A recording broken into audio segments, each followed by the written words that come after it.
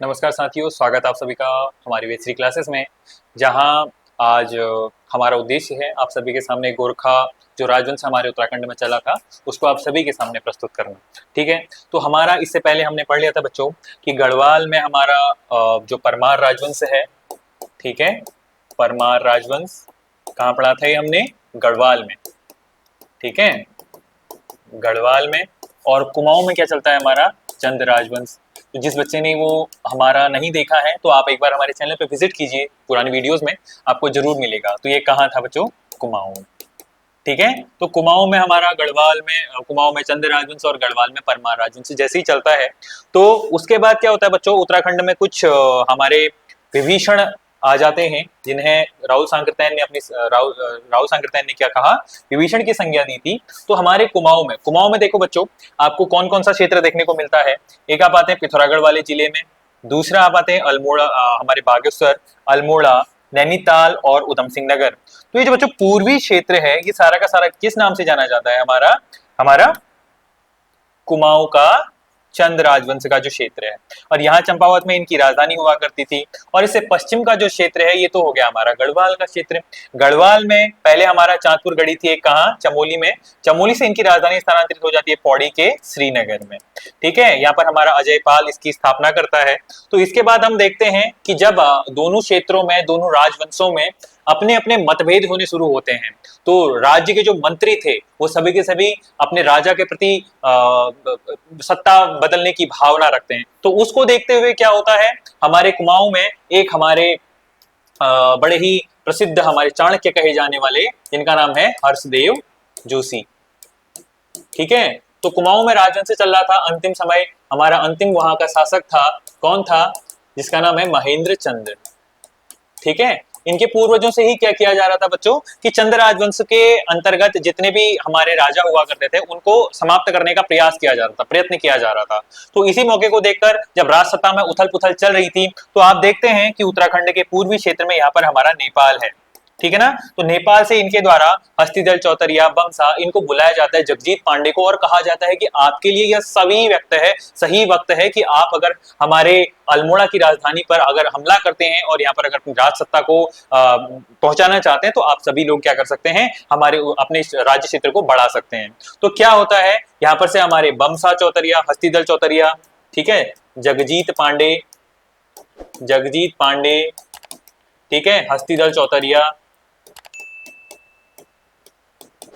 ठीक है, अल्मोड़ा से, और हमारे चंपावत की पिथौरागढ़ और चंपावत के रास्ते, हवालबाग के रास्ते कहां पहुंचते हैं? हमारी राजधानी कहां पर? कुमाऊं की राजधानी अल्मोड़ा पर, और इसे विजिट कर लेते हैं। ये बात कब की है बच्चों?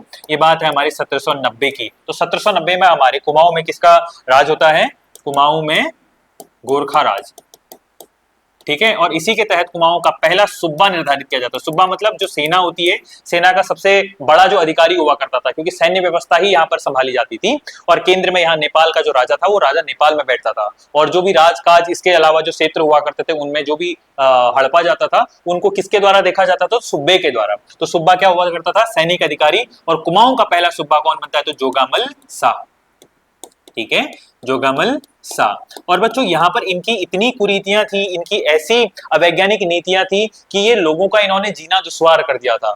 बिल्कुल इस तरीके के कर लगाए गए थे कि पूरी जनता उससे असंतोष थी।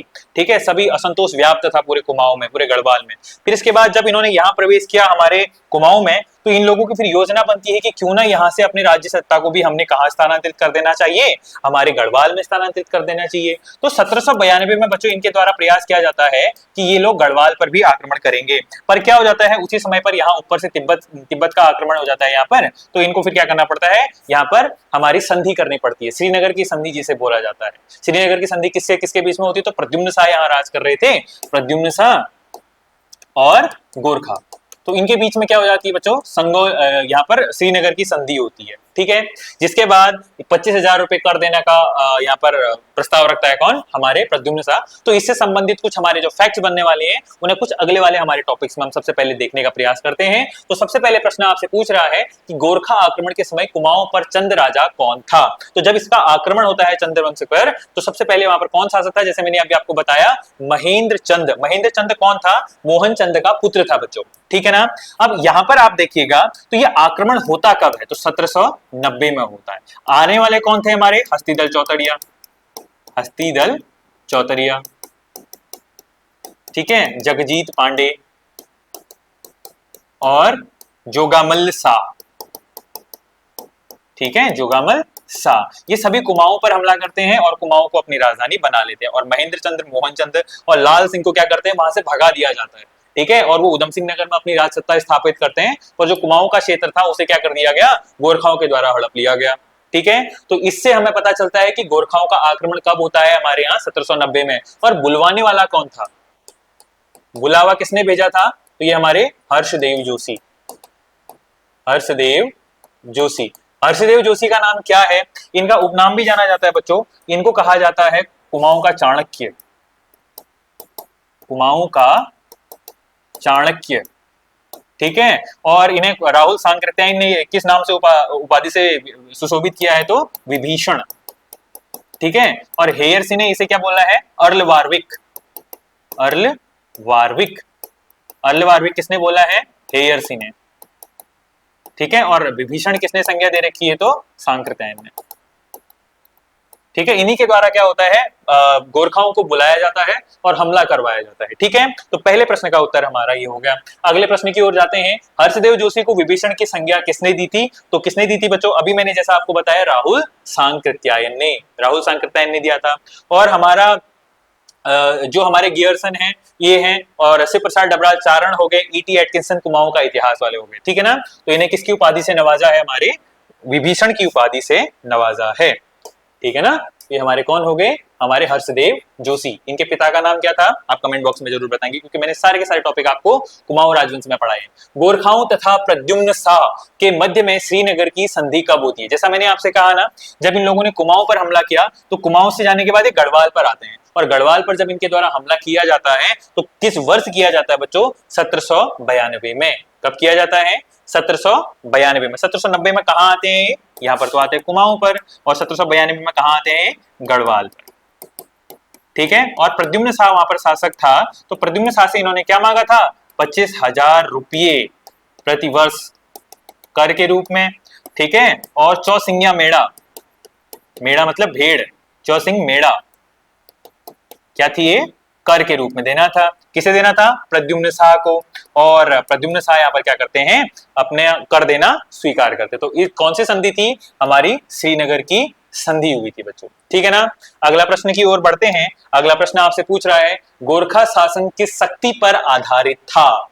ध्यान दीजिएगा, मैंने क्या कहा, उत्तराखंड में शासन करने के लिए जब गोरखा आते हैं तो राजा ने किसे भेजा था, रणजोर सिंह थापा ने किसे भेजा था, हमारे जो सैन्य शक्ति थी उनको भेजा था, ठीक है ना। क्या भेजा था, सैन्य शक्ति को भेजा था। अब सैन्य शक्ति की बात करते हैं तो इनका जो सबसे बड़ा अधिकारी हुआ करता था, ठीक है, सबसे बड़ा अधिकारी, उसे क्या कहते थे, सुब्बा, क्या कहते थे, सुब्बा कहते थे। तो इसी आधार पर कुमाऊं का पहला जो सुब्बा था वो कौन था, जोगामल्ल शाह था, ठीक है। और इसी जोगामल्ल शाह ने बच्चों क्या किया था, हमारे कुमाऊं में पहली बार क्या किया था, भूमि बंदोबस्त करवाया था, भूमि बंदोबस्त। भूमि बंदोबस्त किस लिए किया गया था, कि लोगों की जो क्षेत्र है, कितना क्षेत्र है, कितने उनके पास जमीन जायदाद है, और किस आधार पर उनसे कर लिया जाएगा, क्योंकि इनके बड़े ही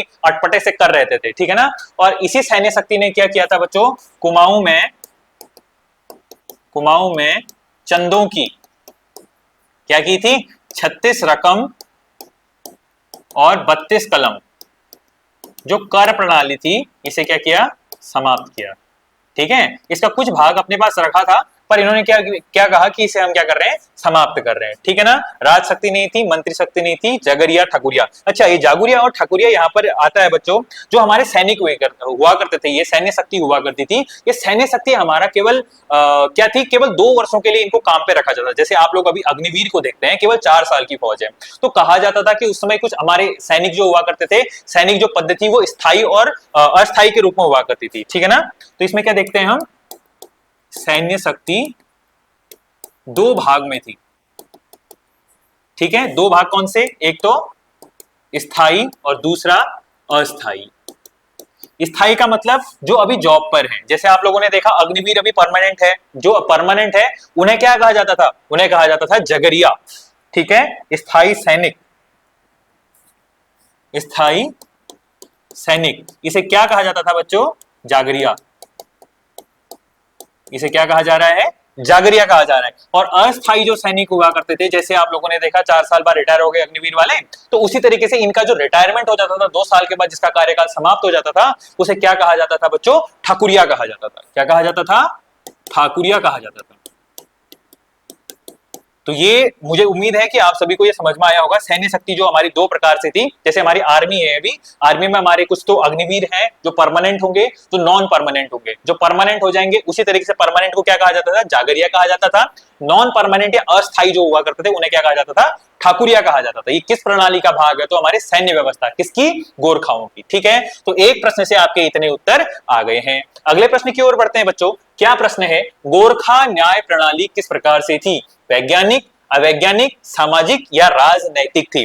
तो बच्चों अगर मैं आपको बताऊं, गोरखा राजवंश में तो इनके द्वारा क्या किया जाता था, बिल्कुल ही अटपटे से प्रावधान रखे जाते थे।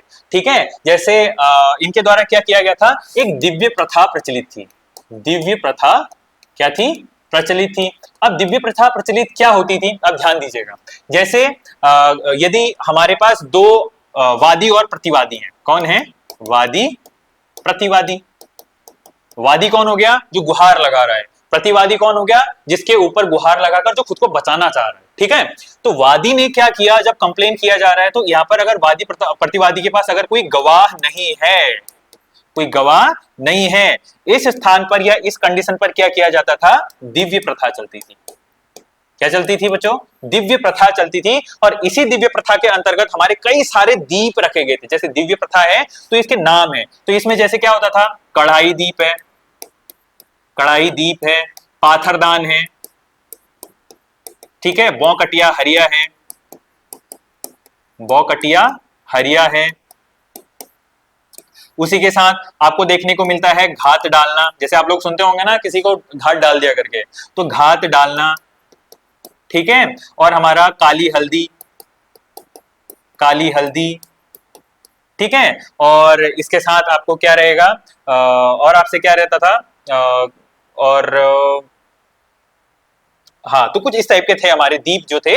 तो ये दिव्य प्रथा बच्चों, अब देखिए यहाँ पर तो सबसे पहले इनसे क्या किया जाता था, महाभारत की कसम खिलवाई जाती थी। इनसे क्या करवाया जाता था, महाभारत की कसम खिलाई जाती थी। आप ध्यान देना, जैसे हम अभी देखते हैं हमारे कोर्ट में तो भगवत गीता की शपथ दिलवाई जाती है ना, कि मैं सच बोलूंगा, सच के सिवा कुछ नहीं बोलूंगा।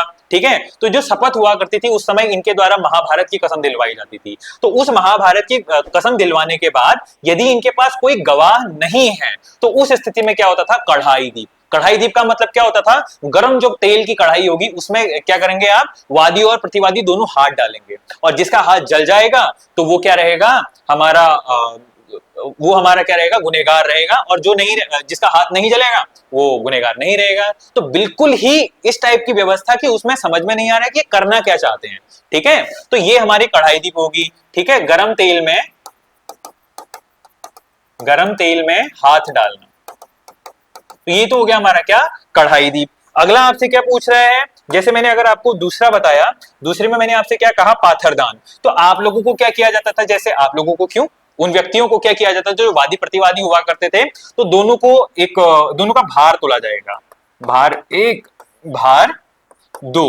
तो इन दोनों का जैसे भार तोल दिया है, मान लिया इसका 52 किलो वेट निकल गया, इसका मान लो निकल गया 50 किलो वेट निकल गया। अभी क्या हो जाएंगे, नोट हो जाएंगे। और फाइनली एक हफ्ते के बाद क्या करेंगे, चेक करेंगे। ये चेक करने के बाद पता चलेगा कि यार ये इस व्यक्ति का अगर वजन कम हो गया, देखो कितना अवैज्ञानिक है कि नहीं है। अब एक व्यक्ति को आप एक हफ्ते तक खाना नहीं दे रहे हैं, और खाना नहीं देने के बाद आप फाइनली उसका वेट मेजर करेंगे, अगर उसका 52 किलो वेट है और उतना ही रहा, तो इसका मतलब वो क्या कहते हैं, झूठ नहीं बोल रहा है। ठीक है ना। तो और अगर मान लिया किसी का कम हो गया, मान लिया इसका 50 केजी से मान लिया 49 में आ चुका है, इसका मतलब है कि ये क्या है, यहाँ पर झूठा है और यही गुनहगार है। तो गुनहगार होने के कारण इसे क्या मिल जाएगी, सजा।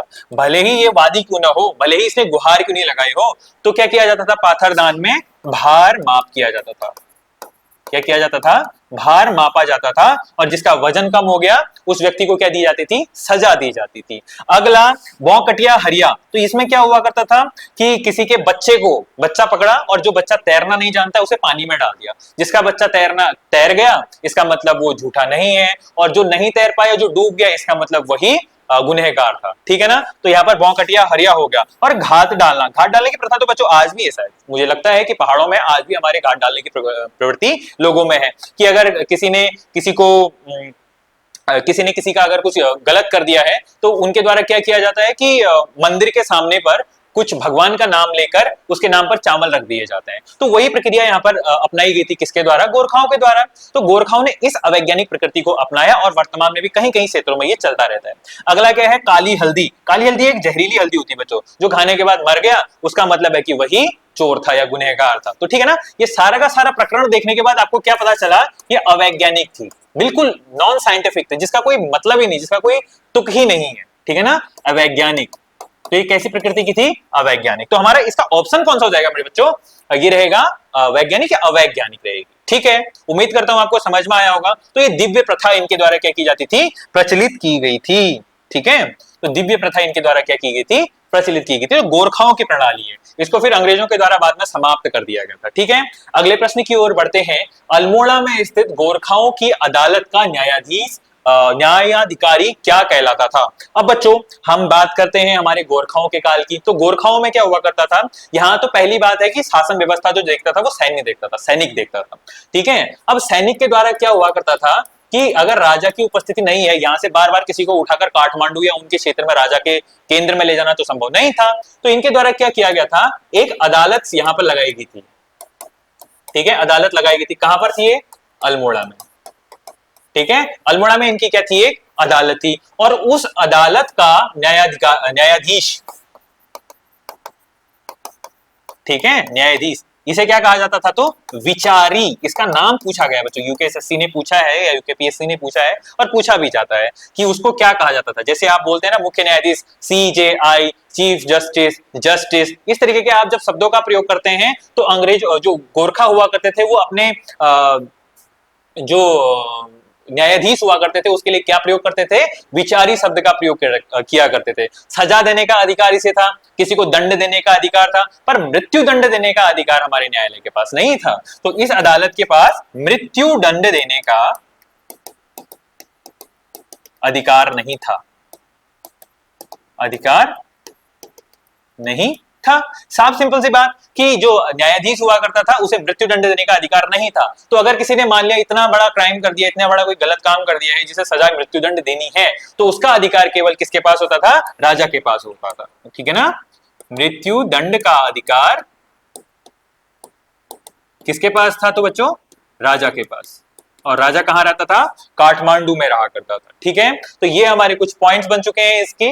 तो सैनिक जो अदालत हुआ करती थी वो अल्मोड़ा में थी, जिसका न्यायाधीश विचारी कहलाता था, जिसे मृत्यु दंड देने का अधिकार नहीं था, परंतु मृत्यु दंड देने का अधिकार केवल किसके पास था? तो राजा के पास था। और अगला आपसे प्रश्न क्या पूछ रहा है? अल्मोड़ा में स्थित गोरखाओं की अदालत का न्यायाधीश क्या कहलाता था? तो वो कहलाता था बच्चों विचारी। ठीक है, और यहां पर कुछ हमारे अन्य शब्द भी आए हुए हैं। जगरिया के बारे में मैंने आपको बता दिया कि जो हमारे स्थायी सैनिक हुआ करते थे। कौन है? स्थायी सैनिक, परमानेंट जो हमारे सैनिक हो गए। और हमारे ठकुरिया क्या हुआ करते थे? नॉन परमानेंट या अस्थायी सैनिक। कौन है? अस्थायी सैनिक है। उसके बाद विचारी तो क्या हो गया? हमारा न्यायाधीश हो गया। ये कौन हो चुका है? न्यायाधीश, जज हो चुका है। ठीक है, और ये तो जज हो गया। अब कठुआ कौन हुआ करता था? कठुआ कौन हुआ करता था? जो ब्राह्मण हल चलाते थे। ठीक है ना, जो पंडित हल चलाते थे उन्हें क्या कहा जाता था इनके द्वारा? कठुआ कहा जाता था। ठीक है ना, हल चलाने वाले पंडित, हल चलाने वाले पंडित किसके समय पर कहा जाता था? ये कठुआ। पंडितों को गोरखाओं के काल में कहा जाता था। और क्षत्रियों को क्या कहा जाता था? खसिया। ये शब्द यहां पर और लिख लीजिए, खसिया। ठीक है, खसिया शब्द का प्रयोग किसके लिए क्या करते थे? ये ठाकुरों के लिए। ठीक है, तो ये शब्द यहां पर प्रयोग किया जाता था गोरखाओं के द्वारा। ठीक है, अगले प्रश्न की ओर बढ़ते हैं और अगला प्रश्न आपसे पूछ रहा है गोरखाओं का कुमाऊं में पहला सुब्बा कौन था? सुब्बा कौन हुआ करता था? वो हमारा सैनिक अधिकारी हुआ करता था। जैसा कि आप सभी को मैंने अभी थोड़ी देर पहले बताया कि हमारा सुब्बा कौन था, तो सैनिक अधिकारी हुआ करता था। तो जो ये सुब्बा हुआ करता था, ये सुब्बा हमारा सैनिक अधिकारी था। तो कुमाऊं में जब सेना आती है, ये कहां आती है? कुमाऊं में आती है। तो यहां पर एक सैनिक बनाना है। जैसे आप अभी देखते हैं ना, CDS, chief of defence staff, ठीक है, और आर्मी के जो हमारे तीनों सेनाओं के सबसे बड़े अध्यक्ष होते हैं। तो उसी तरीके से जो हमारी गोरखाओं की सैनिक प्रणाली थी, उस सैनिक प्रणाली का सबसे ऊपर जो अधिकारी हुआ करता था, उसे कहा जाता था सुब्बा। सुब्बा के बाद नायक सुब्बा, इसी तरीके से हमारे सूबेदार, ये हमारे जो पद थे, ये हमने कहां से ग्रहण किए? गोरखाओं से ही ग्रहण किए गए बच्चों, ठीक है। आप अभी देखते हैं ना, हवलदार, सूबेदार और फौजी, ये वो तो ये शब्द हमारे आते कहां से? हमारे गोरखाओं के काल से। और उस काल में इस कुमाऊं का सबसे पहला जो हमारा सुब्बा था, उसका नाम क्या था? हमारा जोगामल शाह, ठीक है। जोगामल शाह इसका क्या होगा? पहला, जो कि मैं अभी थोड़ी देर पहले बता चुका हूं। तो बच्चों अंतिम कौन था? अंतिम था हमारा बमसा चौतरिया, बमसा चौतरिया, ठीक है। ध्यान देंगे कि हमारा कुमाऊं का अंतिम सुब्बा बमसा चौतरिया, पहला सुब्बा जोगामल शाह। तो इसका ऑप्शन कौन सा हो गया बच्चों? पहला ए सही हो चुका है, ठीक है। और बमसा चौतरिया, सर्वाधिक कार्यकाल सुब्बा का किसका रहा? सुब्बे के तौर पर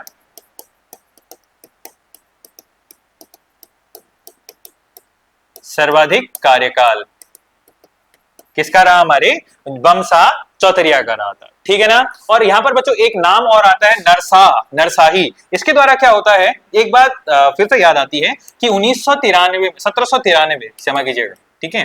तो 1793 में बच्चों इसके द्वारा क्या होता है? नरसाही का मंगल कहा जाता है, ठीक है। मंगल की रात थी, इसी को क्या बोला जाता है? नरसाही का मंगल। इस दिन क्या होता है? तो क्या होता है बच्चों, 1793 में मंगल जो हमारा नरसा है, इसको खबर पहुंचती है कि इसे लगता है कि इसके द्वारा जो हमारे क्या कहते हैं, मंगल की रात को हमारे जो भी एक गांव था जिसका नाम जहाँ के एक जाति रहा करती थी, नगरकोटी, यस अभी याद आया, तो नगरकोटी, ठीक है। नगरकोटियों का जो गांव था,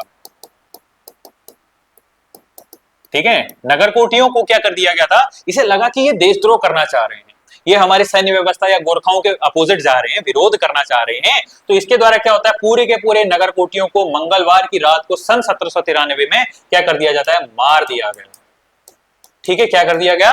मार दिया गया। और उसी भयावह रात को क्या कहा जाता है? नरसाही का मंगल कहा जाता है। तो उस समय हमारा जो सुब्बा था वो कौन था? नरसाह था, ठीक है ना, नरसाह था, ठीक है। और ये हमारे इसके बारे में जानकारी हो गई है। और अगले प्रश्न की ओर बढ़ते हैं। गोरखा न्याय व्यवस्था में गवाहों की अनुपस्थिति में वादी पर अपराध सिद्ध करने हेतु कौन सी प्रथा प्रचलित थी? जिसके बारे में अभी मैंने कहा, कौन सी प्रथा थी? दिव्य थी, भव्य थी, और किस ही थी, या मांगलिक प्रथा थी? तो कौन सी प्रथा हो गई?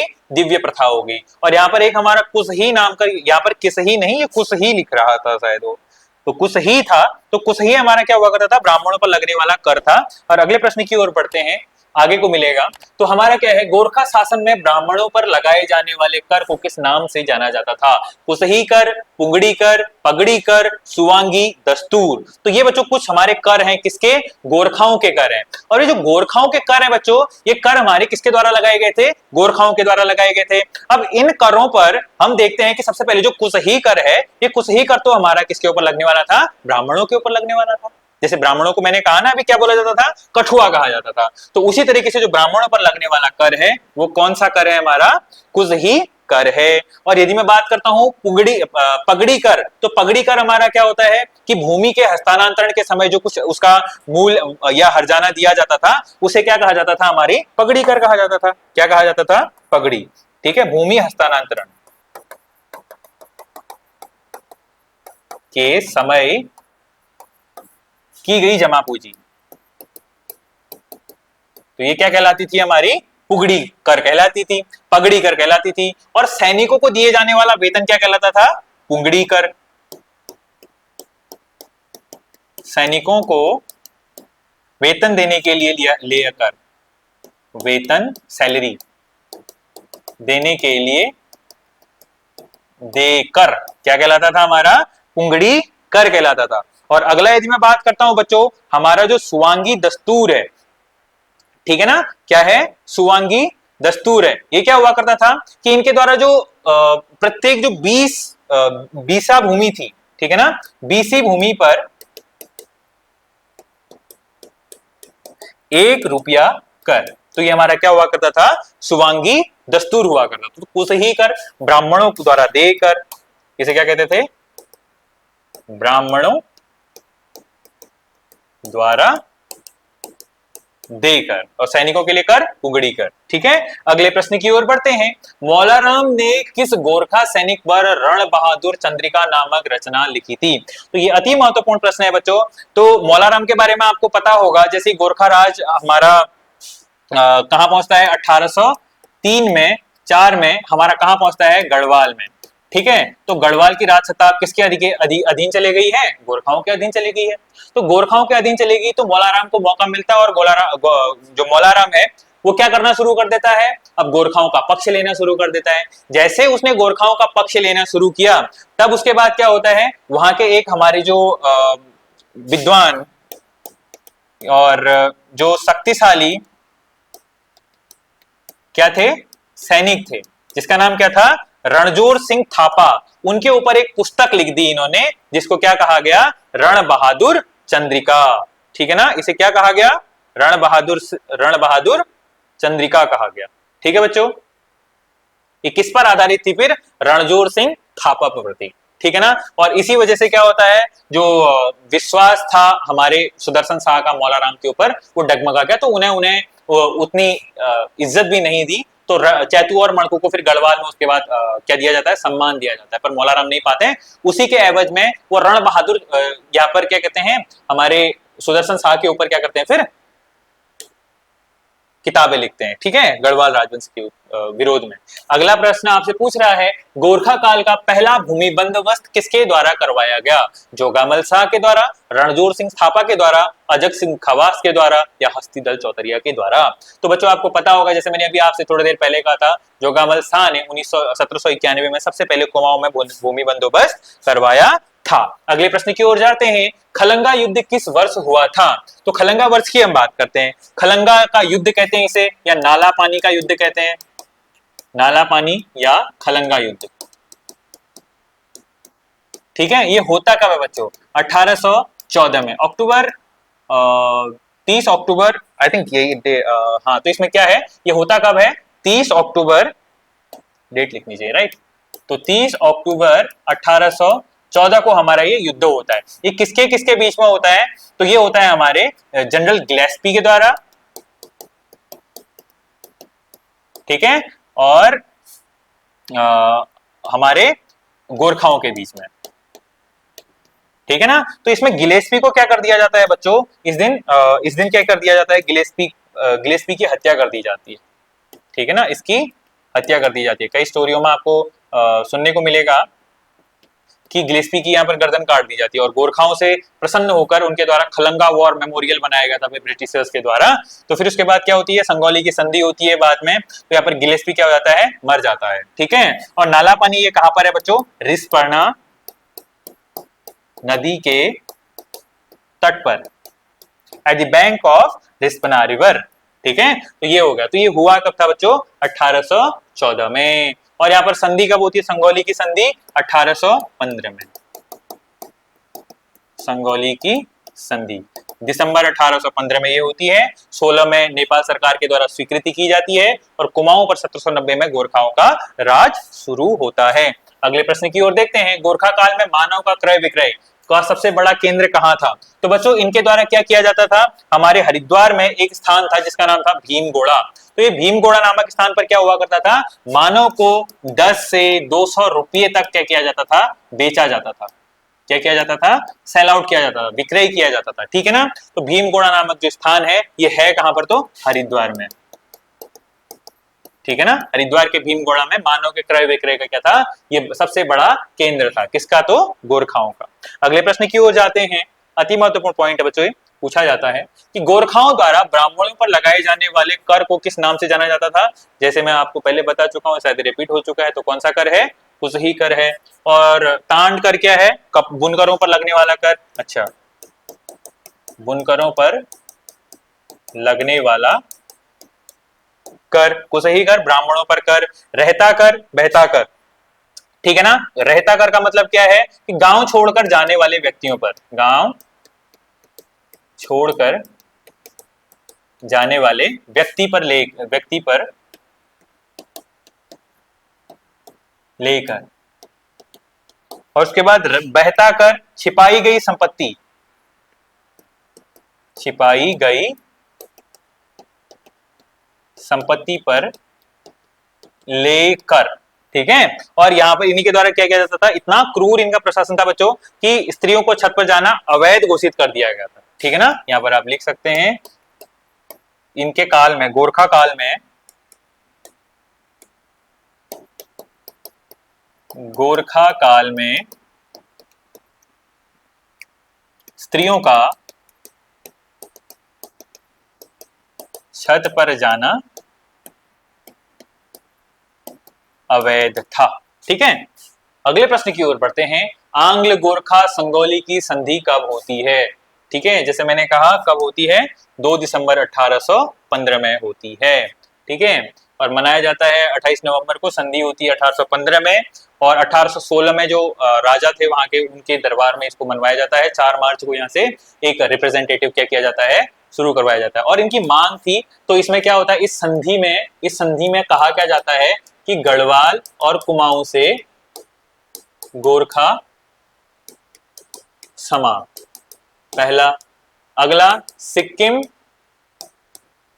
को छोड़कर वापस जाएंगे, तो इसके द्वारा यह कहा गया था।